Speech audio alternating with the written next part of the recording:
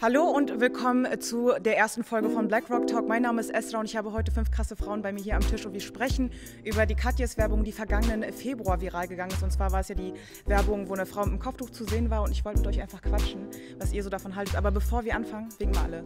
Hi!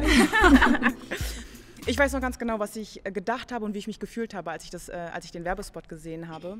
Wie habt ihr euch gefühlt? Ja, auf jeden Fall ein bisschen geflasht im ersten Moment, ne? Überrascht, aber mein erstes Gefühl war eigentlich positiv. Also, echt, ja? Ja, ich war so, nicht schlecht, okay, aber dann war so... Ja, das kam erst später, ne? Aber wann später? Im ersten Moment, so beim zweiten, dritten Mal sehen, glaube ich sogar. Echt, ja? Ja. Im ersten Moment war es echt einfach, der Schock hat wow, okay, was geht hier ab? So, ja. Krass, Mann. Das hat auf jeden Fall. Und bei euch, wie war es bei euch? Ja, erstmal war so, okay, Social Media, there's gonna be a shitstorm. So, weißt du? Also, das war so mein erster Gedanke, traurigerweise eigentlich, so okay, so diese ganzen hier, ne? Aber ja, teilweise. Und dann aber auch so, ey, warum pink? Warum? Also, warum yes, pink? ist pink. Aber ich hatte ja gar keine Background-Info, so wer ist sie, so was ist die Aussage. Es war irgendwie so ein bisschen normalisierend und das fand ich irgendwie ein bisschen beruhigend. Ja. Es war jetzt für mich kein so krasser Anblick im Sinne von so, oh mein Gott. Aber ich fand es so, hey, cool. Hängt am Hauptbahnhof in Berlin, so riesengroß. Hey, cool. Riesengroß. So, es war erstmal so, cool, okay, but there's gonna be a shitstorm. Dein Hell, ja? Okay. Für mich bitte auch. Deine auch hell? Okay. Ja. Sonna, was hast du dazu gesagt zu dem, als du es gesehen hast? Also mein erster Gedanke war, okay, Insta-Story. Genau. Und das war auch am Berliner Hauptbahnhof und ich war echt mega stolz. Ich habe sogar mein Handy, glaube ich, so hochgehalten. Hier, das muss man filmen. Aber mein nächster Gedanke war tatsächlich auch der, den jetzt auch Anja erwähnt hatte. Okay, das wird einen schönen Shitstorm darüber geben. Und vor allem, also wirklich allen voran von der AfD dann auch noch angeführt. War ja dann auch noch so. War ja dann auch so. Und, aber all das dient eigentlich immer nur dazu, um wie sagt man jetzt, die Hersteller oder wen auch immer, also denjenigen, der hinter diesem Produkt steht, zu verunsichern. Also wirklich dazu bringen zu wollen, okay Leute, wir entschuldigen uns, es war ein Fehler, eine Frau mit Kopftuch da als Model zu nehmen und wir ziehen alles zurück, sorry. Wir nehmen eine weiße Person. Ist nicht passiert, ne? Also Nee. Am Alex wurde dann tatsächlich eins der größten Plakate in Berlin aufgehangen. Krass, Mann. Das war jetzt nicht die Aussage, jetzt erst recht, aber es war halt die Aussage, nein. Wir überlegen uns das jetzt nicht halt anders. genauso normal eigentlich wie nicht, ne? Ich finde es eigentlich richtig cool, dass sie das gemacht haben, weil ich denke, okay, Repräsentation, man sieht das auch, es muss halt auch irgendwie im öffentlichen Raum sein. Ne? Aber gleichzeitig denke ich mir so, okay, warum macht ihr das? Und dann hinterfragt man halt irgendwie, also ich habe angefangen, die Intention zu hinterfragen, dachte mir so, ja, jetzt wo wir eine Kaufkraft sind, ne, dann sind wir wertvoll, aber sonst nicht. Genau, das war so mein Gedanke der zweite quasi. dann, ja. Aber eigentlich muss ich das korrigieren, ich hatte den Gedanken erst viel später. Mein erster Gedanke war, ich habe mir das Video angeguckt und dachte mir so, Digga, da ist doch eine Falte. Schwester, unsere Falten, die sind alle kalkuliert. Unsere Falten sind doch alle kalkuliert. Bei der war so, hier an der Seite war es so. Nee, du hast recht. Oder? Ich dachte so, okay, das hat sie nicht selber gebunden. Und ich habe sofort gedacht, genau. das ist keine Hijabi. Das war auch sofort mein Gedanke. genau. Ist keine Hijabi. Das sah nicht gut aus. Ja, es sah auch einfach nicht echt aus. Sie hat zu sinnlich diesen Weingummi gekaut. Stimmt. Nee, Hijabi hat das nicht gemacht. Nein, generell, der Style sieht aus wie, ich bin ehrlich, vor 30 Jahren Gastarbeiter-Look bisschen. Ja, Mann, Stimmt voll. einfach. Möchtest du jetzt irgendwas gegen diese Gastarbeiter sein? Nein, Spaß. Nein. hast du gesagt? Wait. Aber das Schmeckt keine Worte in den Mund, was? Sie trägt ja auch in echt kein Kopftuch. Sie ist Das auch keine hört man Muslima. sofort. Ja, das sind halt so Fragen, die aber danach so aufkamen. So, okay, wenn es wirklich um Repräsentation ging, so inwiefern wurde das wirklich umgesetzt mit dieser Werbung? Weil, also klar, so, es hat irgendwie so zwei Wirkungen. Einmal so, hey cool, okay, wir werden repräsentiert. Dann wiederum so, warum? Warum jetzt? Warum dieses Jahr so? Warum erst jetzt, wo diese ganzen Debatten so irgendwie voll hitzig sind und wo es so viel Gegenwind eigentlich gibt? Aber eben auch, warum jetzt, wo wir so eine sichtbare Kaufkraft haben so, oder Kaufkraft sind so auch. Und dann war so, hey, wer ist sie eigentlich? So, trägt sie eigentlich wirklich Hijab? Wer ist sie? Hat sie überhaupt einen so Bezug zu diesem Kleidungsstück oder halt nicht? Die Frage habe ich mir tatsächlich gar nicht gestellt. Eine Freundin hat mich erst darauf gebracht, die selbst gar kein Kopftuch trägt und meinte, hey, ist das eigentlich eine echte Hijabi? Und ich so, ey, interessant. Boah, ganz ehrlich. Und dann war ich aber auch so, nee, Moment, wenn das keine echte Hijabi ist, dann finde ich es nicht nice. Weil es gibt genügend Models, die Hijab tragen und die auch darauf warten. Und wir hatten vorhin schon das Thema, da hatte ich Anja nämlich gesagt, ich habe in einem Artikel gelesen, dass der Kopf von der Kampagne den Kunden, also der Kunde wollte Diversität reinbringen und die wollten ursprünglich eine Schwarze. Und dann dachten sie sich, nein, wir nehmen eine Muslime, denn die muslimische Gesellschaft ist stärker vertreten. Anja, deine Worte dazu? Mein Wort war so, warum kann sie nicht schwarz und muslimisch sein oder warum nicht schwarz und muslimisch? Also, weißt du? Also, dass man auch so Diversität immer nur an einem Token so mäßig so festlegt. Ne? So, es kann nur eine sein, weil wir haben halt immer noch die Mehrheitsgesellschaft und das könnte dann zu krass sein, wenn es dann zwei sind, die, keine Ahnung, nicht der Mehrheitsgesellschaft entsprechen äußerlich. Ne? Also warum nicht eine schwarze Frau und eine Hijabi oder warum keine schwarze Hijabi? Also es schließt sich ja nicht aus, ne? Also dass man da so, also es ist ein bisschen merkwürdiger Gedanke, das wusste ich bis eben halt auch nicht. Was dahinter steckt, ist irgendwie so, ich habe mich da reingelesen, Leute. Dieses Diversity-Ding dahinter steckt und es kann halt auch nur eine geben. Was bei den meisten Kampagnen tatsächlich der Fall ist. Das stimmt. Es sei denn, das sind ganz offensichtliche Diversity-Kampagnen, dann hat man so meistens die volle Bandbreite so, aber fand ich tatsächlich ein bisschen komisch. Also irgendwie nicht so cool. Also auch nicht den Zweck erfüllend letzten Endes, weil so, okay, schwarze Menschen wurden jetzt trotzdem nicht repräsentiert in dieser Kampagne. Sollen die jetzt kein Katjes essen? Er wurde auch noch zu der Werbekampagne von H&M befragt, also so ganz zum Schluss. Was haben Sie eigentlich davon gehalten, dass der schwarze Junge da genommen wurde für den Pullover? Wen meinst du genau? Der Kopf der Kampagne von Katjes, meinst du? Ja, genau, der wurde halt befragt, genau. Und da meinte er auch, dass es unglücklich gewählt gewesen ist. Und hätten sie einfach einen Schweden genommen, einen schwedischen kleinen Jungen, dann wäre das auch eine tolle Aussage gewesen. Aber ja, das war auch nur der Schlusssatz so. Habe ich auch nicht verstanden. Das war irgendwie so, okay, Leute. Ich habe ja in der Recherche hatte ich ja irgendwie gesehen, dass alle Menschen, die dort irgendwie involviert waren in dieser Kampagne selbst, sind irgendwie mehrheitlich weiße Männer. Es sind zwei weiße Frauen mit drin. Aber irgendwie, ich sehe gerade hier Martin Pross. Das ist der, den ich jetzt die ganze Zeit zitiert hatte. Den meinst du ja, hatte. Martin Pross, Genau. das ist der quasi von der Agentur Antoni Jellyhouse. Und die sind halt total renommiert. Diese haben auch für Mercedes irgendwie eine Werbekampagne oder mehrmals gemacht gehabt. Jürgen Schultheis. Dann sind noch zwei Frauen mit drin, Gloria Thyssen und Amelie Harich. Und ich frage mich halt, okay, wir sprechen halt darüber, ne, muslimische Community ist Teil der deutschen Gesellschaft, aber wo fließt das Geld gerade hin? Das Geld fließt in ein weißes Unternehmen und noch ein weißes Unternehmen, ne, die Agentur, und dann ein Model, was nicht aus der muslimischen Community ist. Also ne, wenn wir wirklich wollen, dass wir inklusiv sind in unserer Gesellschaft und wirklich denken, dass die muslimische Community ja dazugehört, müssten wir dann nicht auch das irgendwie so einrichten, dass halt die Gelder dahin fließen? Absolut. Ich sehe das so. Isman, du hast auch noch gar nicht erzählt, so wie du dich gefühlt hattest, als du das erste Mal... Also ich war ziemlich positiv überrascht und fand es auch voll cool, dass die jetzt dieses Movement jetzt machen mit Muslime in Deutschland, pipapo. Aber ich finde es auch einerseits ziemlich traurig, dass das Mädchen dann einfach durch diese Kampagne voll viel Hate bekommen hat. So, die tut mir wirklich leid. Ja. So ihre ganzen Kommentare waren so, ey, du bist ja keine Muslimerin, wieso machst du das, pipapo. Und sie hat ja ein Statement dazu gegeben und meinte, dass sie auch Freunde hat, die ein Kopftuch tragen. Und für die war es so, Girl, mach das doch für uns, so mach das. So zeigt es mal, dass Deutschland einfach Diversity ist und dass Deutschland auch vieles machen kann. Okay, ja. Das ist ein Model aus Deutschland? Ich dachte, das ist Die ist Brasilianerin. Deutsche. Also mir tut es auch leid, dass sie diesen Shit abbekommen hat. Aber Aber es ist sie hatte unser nur, Everyday Life. verstehst du, was ich meine? Ja, definitiv. Es war einmalig, sage ich jetzt mal. Und Ich glaube, das ist so das Problem an solchen Geschichten, ne? Wenn man Leuten, die eigentlich gar keinen Bezug dazu haben, sowas aufsetzt und dann so, okay, die Arme, die hat dann halt einen miesen Shitstorm abbekommen, aber das ist einfach unsere Realität, unser Alltag so. Das ist jeden Tag so, das ist in jeder Institution so. Kommst du drauf klar? So, kann ich grad wieder dran denken. Girl, it's too much.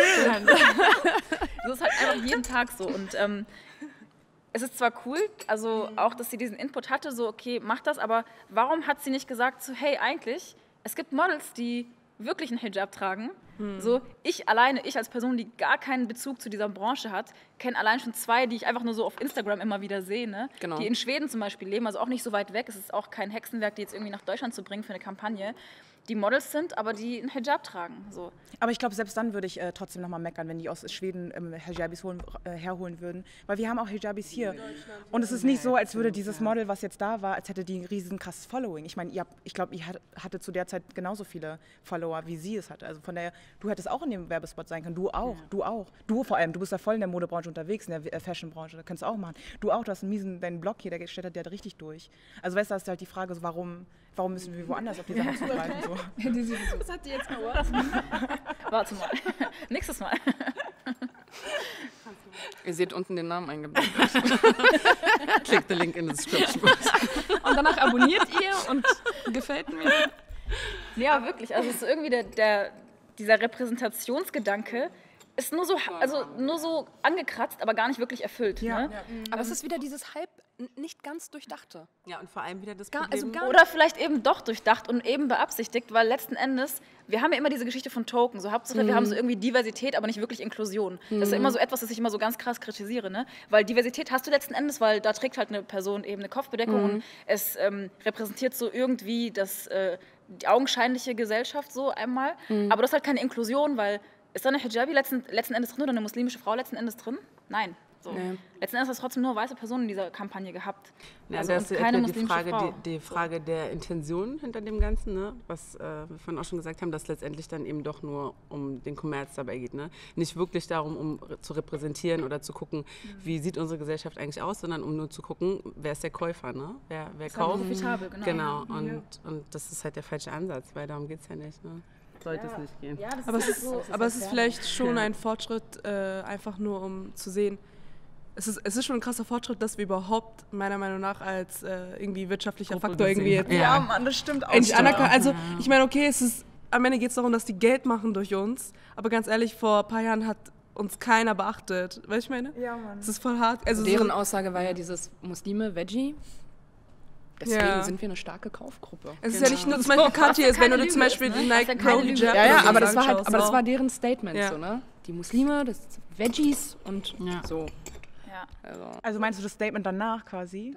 Aber ich glaube, das haben die auch nur gemacht, weil sie das teilweise auch machen müssen vielleicht, so?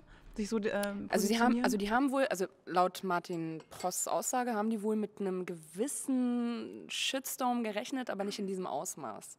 Und da denke ich mir, wow. Ja, komm, für die ist es doch auch gut, ne? Letztendlich Aufmerksamkeit und Werbung besteht ja daraus, aufmerksam zu machen. Ne? Für die ist ja egal letztendlich, ob es positiv oder negativ ist. Ne? Für die ist es Trigger, jeder ist aufmerksam, alle haben hingegucht letztendlich. Ne? Ob sich jetzt die Hälfte darüber aufregt, ist letztendlich Genau, egal. aber viele haben ja auch dann behauptet, dass es dann wahrscheinlich sogar darauf eher gerichtet war. Ja, Genau. Wie Eben auf auf diesen diese, Shitstorm? Ja. auf diese Provokation. Aber das haben die bei der H&M-Werbung auch gesagt. Ich bin mir da nicht sicher, weil H&M ist zum Beispiel, ich glaube, da ist die Aktie übertrieben eingebrochen. Ich glaube, das ist nicht so das Ziel. Aber bei Katja ist noch was anderes. Ich meine, ich habe so versucht, so ein bisschen zu recherchieren und zu gucken, wie das da bei dem war mit der Börse, aber dann Bist du eingeschlafen?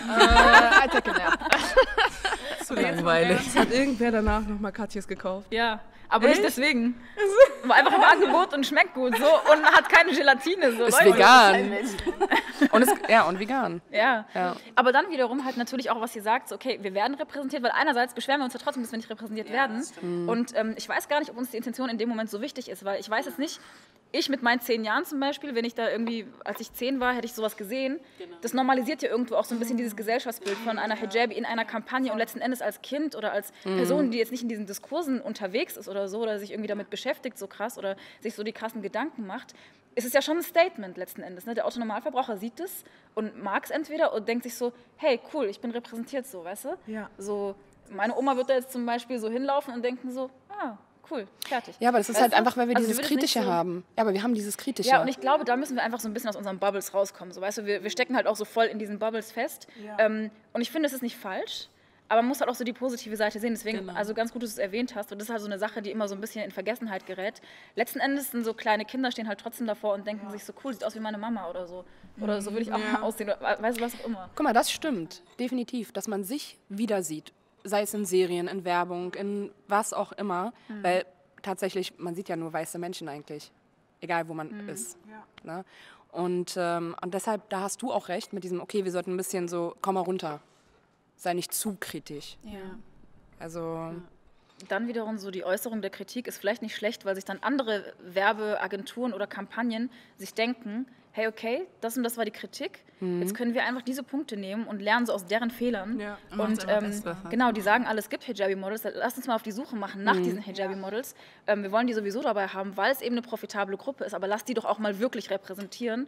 Ich meine, das nützt ja auch einfach so ein bisschen den ganzen Zukunftskampagnen oder auch den Diskurs in der Zukunft. Ne? Ich meine, die müssen ja auch gucken, dass sie alles richtig machen, dass sie uns auch wirklich erreichen, weil sie merken, okay, jetzt haben wir zwar eine Hijabi drin, die kaufen aber jetzt trotzdem nicht von uns, weil die ganz genau wissen, sie ist eigentlich keine echte Hijabi. Aber weißt du, wie man sowas erreicht? Indem man wirklich den Mails schreibt. Ja, oder eben Social Media, also diese ganzen Social Kommentare Media. eben auf der einen oder anderen Seite. So, Einfach also, an der richtigen Stelle platziert. ja. Aber E-Mails meinst du echt, dass es da noch eine Wirkung haben Ich würde? muss an Frauen denken. Irgendwas, das ist leider eine Geschichte, die habe ich jetzt komplett vergessen, aber irgendwas hat sie gestört und sie ist dran geblieben. Sie hat Briefe geschrieben. Da gab es noch nicht mit E-Mails und sowas. Briefe. Ey, das ist Jahre her. Wollen wir nach der Produktion eine E-Mail schreiben? Also ich würde es machen. Es sind zwar jetzt schon 4 Monate oder 5 Monate vorbei, aber ich würde es machen. Ja, ich meine, Modelst du? Weil ganz ehrlich, ich gehe. Also ich will nur sagen, ich model auch. Ich kann auch Katjes essen, weil du es dir wert bist. Aber nee, jedenfalls, aber sie hat etwas erreicht. Sie hat damit was erreicht. Und dann gab es auch eine Änderung einfach. Also, ich meine, wir sitzen jetzt hier und diskutieren das, ne? Just saying so. Also, Wenn wir nicht mal Katjes her. Ich glaube, mir geht es auch, glaube ich, gar nicht wir haben darum. gar kein Katjas hier. Esra? Fehler der Produktion. Keine so Schleichwerbung machen. Fehler der Produktion an dieser Stelle.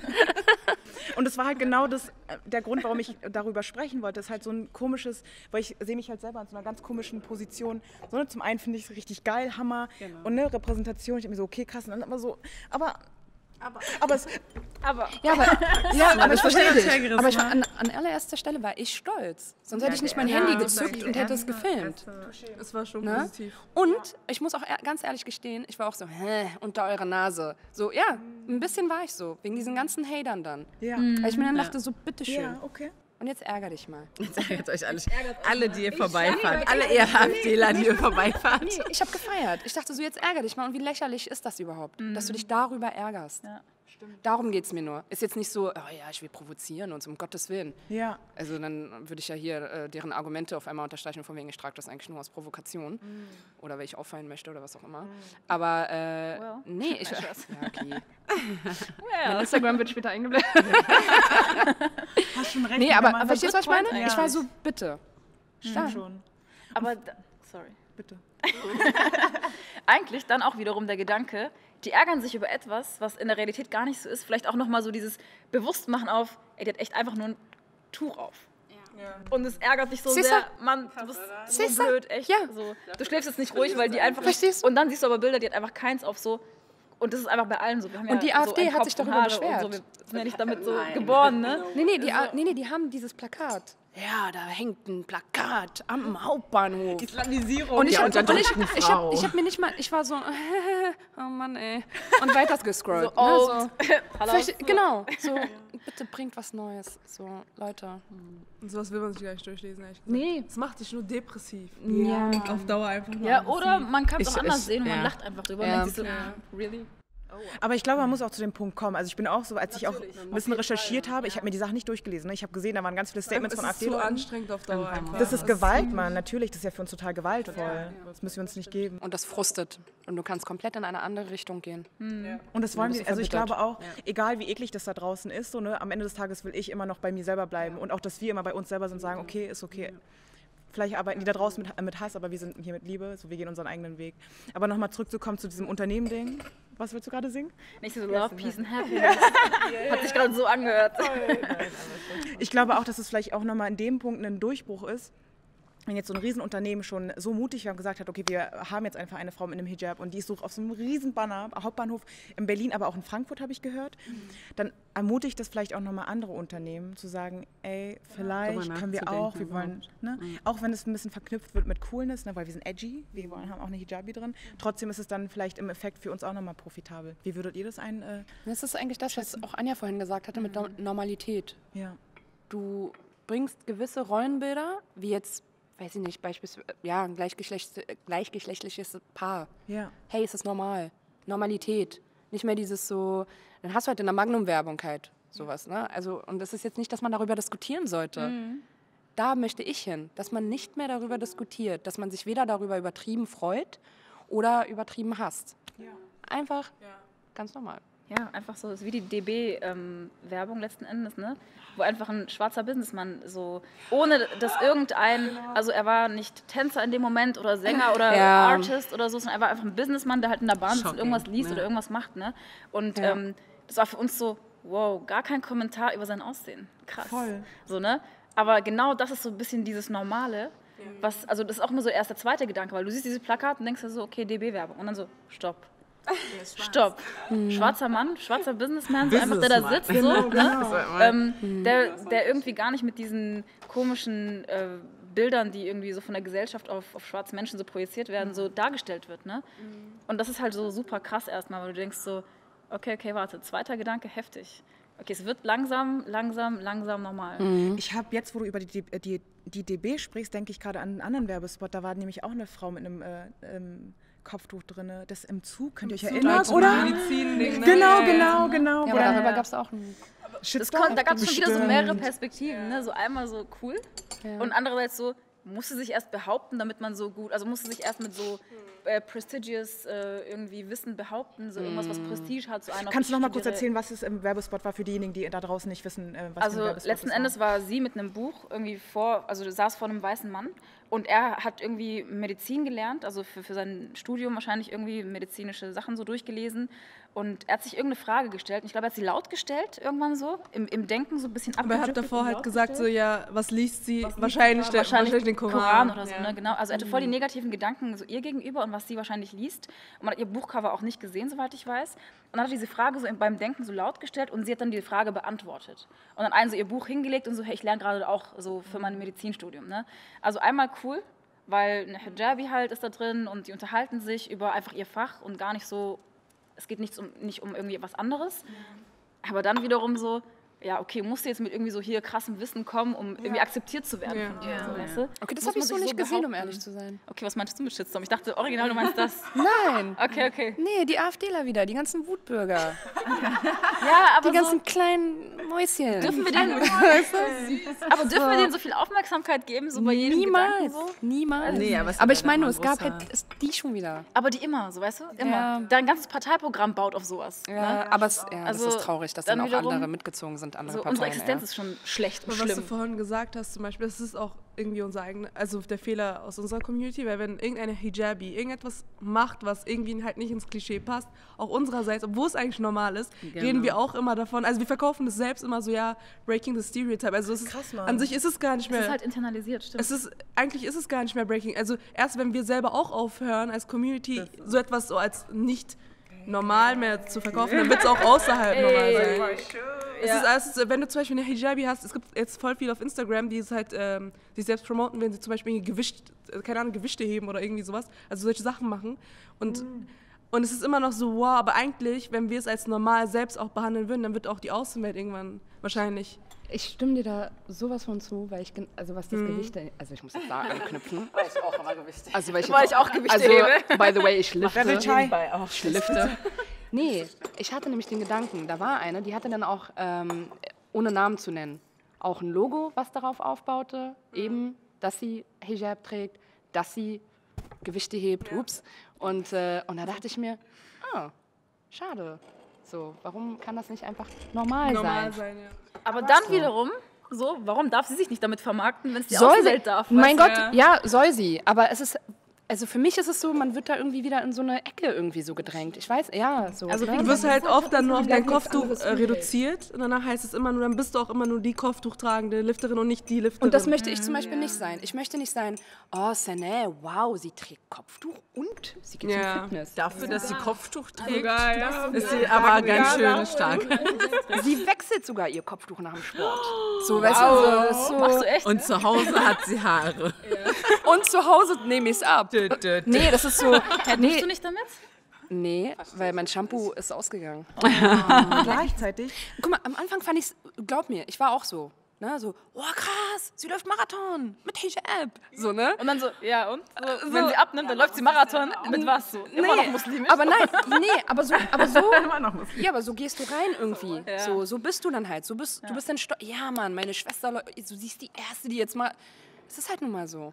Aber was wir nicht vergessen dürfen, wir sind halt Teil dieser Gesellschaft. Ne? Ja. Wir werden hier sozialisiert. Wir sind nicht ganz unbetroffen von diesem ganzen Denken. Wir werden ja auch hier sozialisiert. Ich meine, letzten Endes, das geht nicht an uns so vorbei und wir sind dann so super krass bewusst, weil ich meine, das hat ja trotzdem einen Einfluss auf uns und wir internalisieren ja gewisse Mechanismen und gewisse Narrativen und keine Ahnung was, ne? Ja. Und auch gewisse Perspektiven. So, natürlich ist es für mich krass, wenn ich so irgendwie erste Hijabi oder noch viel schlimmer oder viel krasser so, okay, erste schwarze Frau, die, ne? Und es ist halt immer noch so, oh cool, wir feiern sie dann alle und so, ja, schade eigentlich, ne? Ja, es ist wirklich schade. Ja, aber wir dürfen uns halt auch, also es ist auch so ein Prozess für uns, dass wir halt auch an dem Punkt ankommen, dass wir halt denken so, ey, okay, ich habe das jetzt zwar gefeiert, aber so eigentlich, lass es mal so ein bisschen normaler sein, auch für mich, auch so, dass ich so ein bisschen normaler davon Aber das ist halt, auch das, was du vorhin gesagt hast, dass ja letztendlich wir super kritisch sowieso sind, ne, und das mit ganz anderen Augen sehen, uns ja schon darum geht, dass es eben halt der Großteil der Bevölkerung immer noch überhaupt gar keine Ahnung hat über dieses ganze Thema und es einfach dann am Ende doch eben das Positive überwiegt, dass es überhaupt präsent wird, ne, für solche Leute, die das gar nicht auf dem Schirm haben, dass das zu Deutschland gehört, dass das irgendwie präsent ist, dass es einfach überhaupt da ist, ne? Auch wenn es vielleicht noch nicht genau so ist, wie wir es uns vorstellen. Ne? Trotzdem, wo ich damit voll d'accord gehe, bin ich halt trotzdem so, ja, aber ne, dann ist es wieder so die Narrative, dass halt eine Mehrheitsbevölkerung wieder davon profitiert und lernt und die sind so, und wir sind so, where were you 50 years ago? Where were you? Weißt du so? Wo warst du? Ja. So, aber ist es nicht wieder dieses Deutschlands Geschichte? Wann haben sie die ganzen Gastarbeiter hergeholt und wann weg? England, Kolonialmächte, Frankreich, ne, die leben ja schon länger mit den Ausländern, mit den Migranten. In Deutschland, da kommt das erst so Stück für Stück an. Also, Digga, Stück für Stück, hallo? Nee, aber du weißt, was ich meine? Stück für Stück, 50 Jahre, Stück für Stück. Die sind langsam. Ja, stimmt, das sind schon viel langsam. weiter. Ich bin auch noch langsam. 20 Jahre zurück, ja. Echt langsam. Aber ich weiß noch, wo ich den ersten schwarzen Busfahrer gefeiert habe. Ey, oder? Ey, man war ready für... Nein. Was geht? Ich so. Wirklich, ich steige ein und bin so. Und lauf rein. Aber ey, ich freue mich immer noch, wenn ich irgendwelche Türken als Busfahrer sehe. So, jetzt. Aber es kann, ey, bei mir ist es so, wenn ich bei DM reinlaufe und ich sehe da eine Frau mit Kopftuch, die dort arbeitet. Ey, Leute, ich kann mich noch erinnern, als ich 15 war, ich habe keine Jobs gekriegt. Und jetzt ist so... Weißt du, wie ich vor 3 Jahren noch drauf war? Dann ging es um meinen Vertrag. Okay, werde ich jetzt unbefristet kommen, bitte. Ne? Du kanntest meinen Kampf. Und da war ich so, okay, ich brauche einen Plan B. Wenn ich dann einen neuen Job brauche. Und was ist denn dann? Ich werde meinen Kopftuch nicht ablegen. Und dann habe ich so, okay, Plan B ist Bäckerei. Oder, ja, weiß nicht, irgendwo, wo ich dann halt akzeptiert werde mit Kopftuch. Aber guck mal, wie absurd das und dann, ist. Nee, wirklich. Ich war ungelogen. Egal wo ich war dann bei so einem Baumarkt. Ja.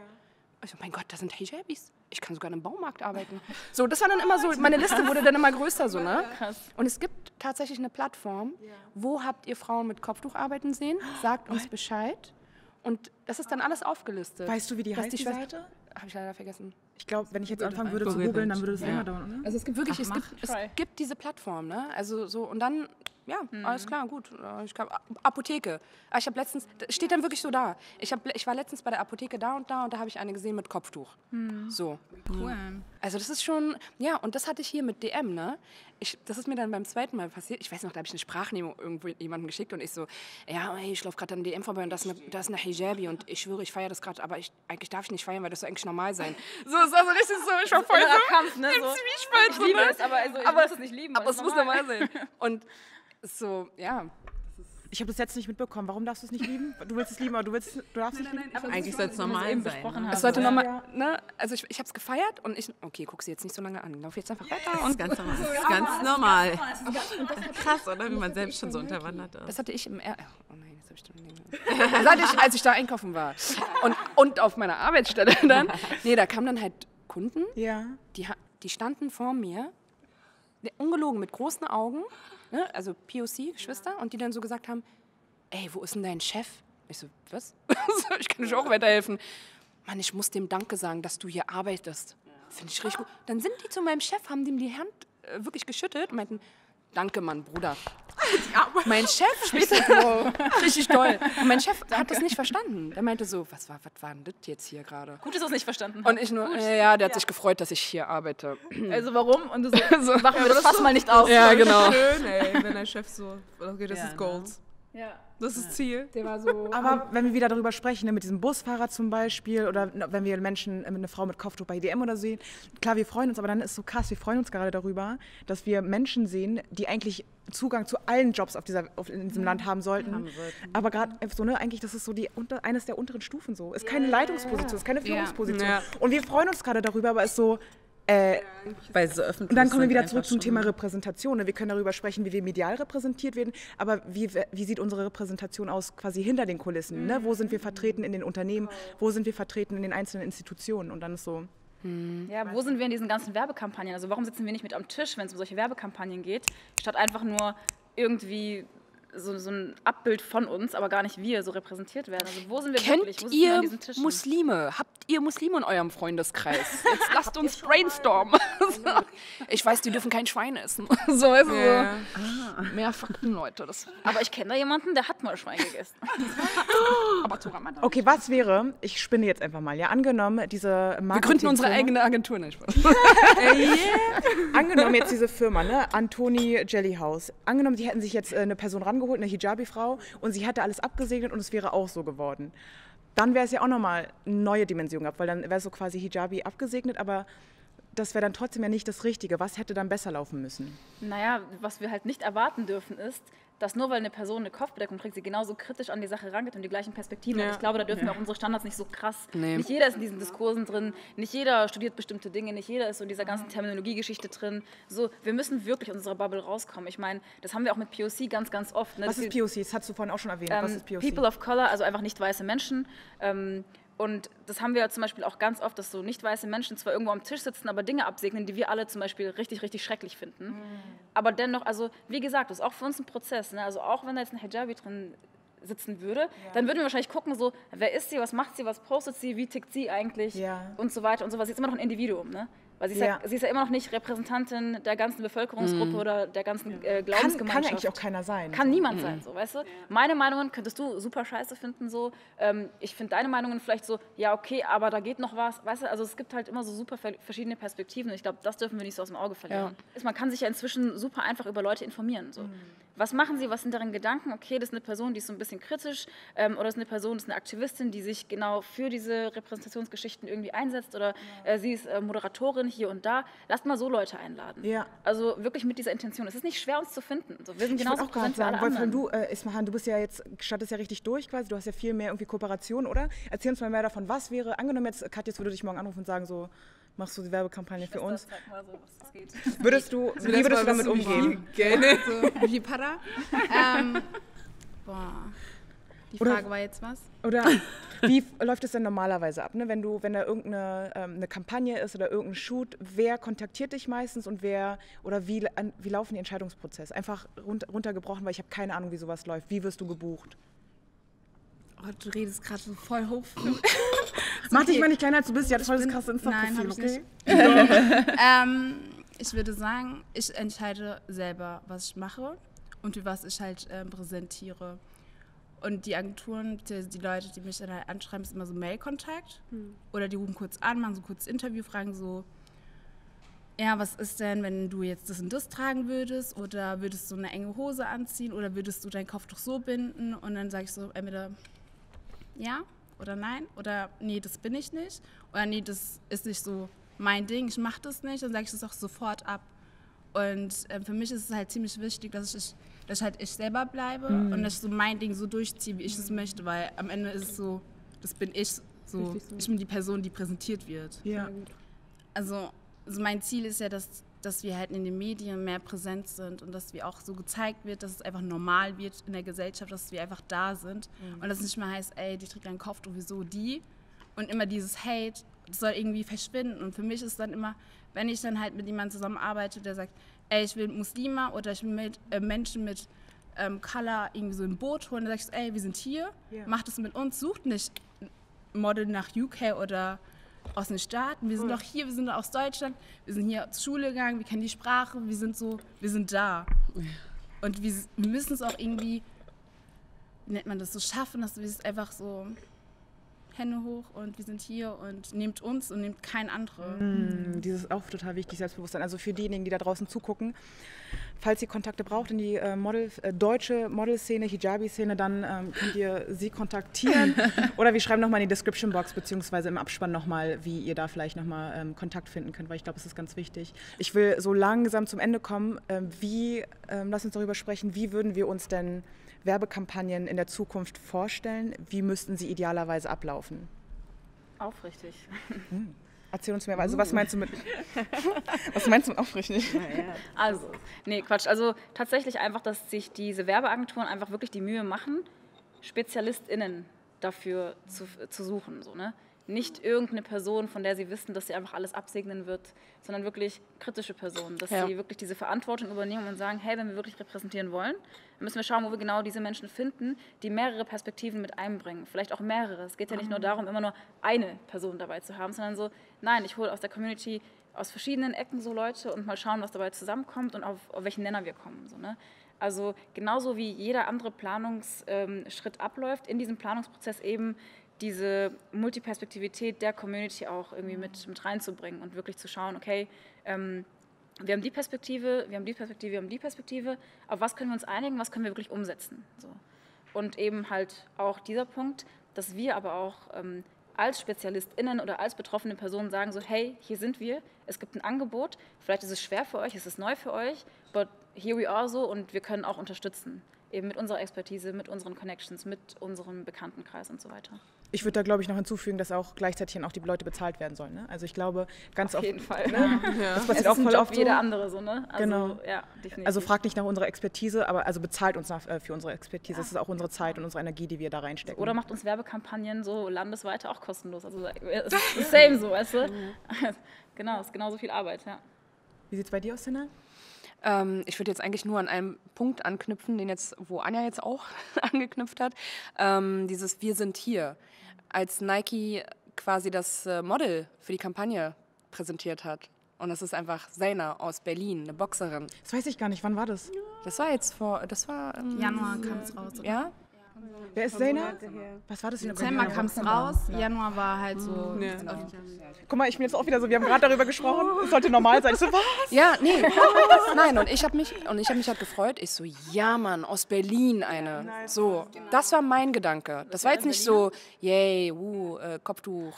Sie trägt wirklich Kopftuch. Nee, mein Gedanke war, ja Mann, aus unserer Stadt und nicht irgendwie, nein, das hätte auch aus Frankfurt sein können, aber nicht irgendwie eine aus UK. Ja, oder genau, was aus, sie halt erwähnt hat eben. Ne? So, Genau, und das war nämlich, das war mein erster Gedanke. Zeina heißt sie, ich google sie, Genau. ist mir egal. Genau. Ist mir egal. Ja, Zeina. also sonst, ich stimme wirklich in jedem Punkt eigentlich Anja zu. Und das ist noch nicht einmal eine große Anstrengung. Es ist kein Hexenwerk, so, ne? Also es ist machbar. Das ist machbar. alles machbar. Eben weil wir hier sind und nicht in der US oder UK. So. Genau. Und deshalb, ich hoffe wirklich, dass Leute das sehen und sagen, okay, hey, die haben recht. Wir machen jetzt eine Show über diese Mädchen, nicht Spaß. Dahin wollen wir nicht. Hast du was gefunden? Ich gucke gerade noch. Ja, da ist sie doch. Das hier, das ist sie. Nee, warte. Genau, das ist sie. Genau. Und sie ist auch in den UK, ne? Also, und Die hat doch bestimmt Instagram, oder? hat sie, Ja, genau. Zeina Boxer. Und in UK, also das war nicht mal Nike, das war irgendein Sportladen. Da hattest du direkt, wir sind darauf gelaufen und darauf zugelaufen, wow, mein Deutsch, darauf zugelaufen und dann hast du gleich gesehen, fette Kampagne. Nike, Hijab, Wo war ein das? kleiner Kopf mit einem Hijab drauf. In UK, ja, Kopf. kleiner Kopf. Nee, ehrlich Aber jetzt. sie ist aus Berlin und sie wurde in... Ja, genau. Ihr Plakat hing da. Und das war gleich so wirklich Women's Abteilung. Das siehst du vom Weiten. Auch gleich Handy. Okay, können wir kurz mal? Die hat fast 10.000 Follower. Boxing, 4 times Berlin Champion, Show, Student, auch noch Studentin, Show. Yeah. Ich weiß, es sollte jetzt normal sein, aber es ist nicht normal. Krass, Mann. Zeina, wenn du das siehst, Und ich hab dich erwähnt. krass, Mann, Mashallah, richtig nice. Ja, aber ist doch geil, Mann, ne? Aber freue ich mich dann aber auch. Das sind halt Menschen. Genau, ja. Sie war auch in der Vogue. Das habe ich nicht mitbekommen. Also ich glaube, letztendlich würde ich nicht sagen, dass diese Kampagne ein Fail war. Ich fand die richtig gut, weil letztendlich Ich denke am Ende des Tages an meine Nachbarstöchter. Ich denke an unsere kleinen Geschwister und die Mädels, die da draußen rumlaufen und diese Riesenbilder sehen und denken so, ja cool, Bombe, ich gehe jetzt weiter Fußball spielen oder so. Und dieser Impact ist mir total wichtig. Alle anderen Kritikpunkte, die danach kommen, sind für mich halt relevant, wo ich sage, okay, alle anderen Werbekampagnen, die danach kommen, nehmt diese Kritik mit rein. Es werdet besser. You know better, now you can do better. So, dass wir quasi immer im Dialog bleiben. Also ich habe das Gefühl, dass wir keinen Dialog hatten, so, ne? Aber jetzt ist so der erste Schritt zu sagen, so okay, wenn das nächste Unternehmen so eine Werbekampagne machen möchte, das Erste, was ihr besser machen könnt, ist, kommt zu uns. Sucht euch Leute, sprecht mit den Leuten, ganz ehrlich, und dann guckt euch dieses Video an und ihr könnt Leute hier kontaktieren und die können euch dann auch nochmal weiterleiten, so wie man es besser machen kann. Ja, richtig. Abschließende Worte von euch. Danke. Thank you. Das ist auf jeden Fall danke. Okay, give yourself a round of applause. Mädels, Dankeschön. Schön, dass ihr da wart. Schön, dass ihr da wart. Ich habe gerade einfach Tee geschluckt und eingeatmet. Aber du hast auch hier was raus. Danke, danke Jana. An dieser Stelle vielen Dank. Ey, ich bin immer so. Dafür. Du hast Puse da, du hast da, du hast die. Will noch jemand Chai haben von euch? Ja, gerne. By the way, der Chai ist mega lecker. Der ist so gut, das Zimt, ne? Ja. Da ist es.